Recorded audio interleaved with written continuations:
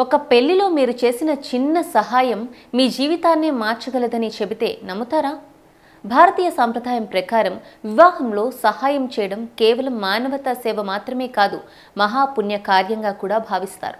పెళ్లికి సహాయం చేయడం అంటే విష్ణు లక్ష్మీ కళ్యాణానికి సహకరించినట్టే అని ఆధ్యాత్మిక విశ్వాసం. పూర్వకాలంలో ఒక ఇంట్లో పెళ్లి అంటే గ్రామం మొత్తం కలిసి సహాయం చేసేది. ఆహారం, బట్టలు, ధాన్యం, నీరు, అవసరమైన వస్తువులు అందించి ఆనందంగా కార్యక్రమాన్ని విజయవంతంగా చేసేవారు. ఆధ్యాత్మిక విశ్వాసాల ప్రకారం వివాహానికి సహాయం చేసిన వారికి పితృదోషాలు, సర్పదోషాలు తగ్గుతాయని, గురు శుక్ర గ్రహాల అనుగ్రహం పెరుగుతుందని చెబుతారు. బియ్యం దానం చేస్తే అన్నం కొరత ఉండదని, బట్టలు దానం చేస్తే ఆరోగ్యం కలుగుతుందని, నీరు దానం చేస్తే సంతోషం పెరుగుతుందని విశ్వసిస్తారు. అందుకే పెద్దలు చెబుతూ ఉంటారు, పెళ్లిలో చేసిన సహాయం ఎప్పుడూ వృధా కాదు అని. అది ఏదో ఒక రూపంలో మళ్ళీ తిరిగి మనకే మేలు చేస్తుంది అని.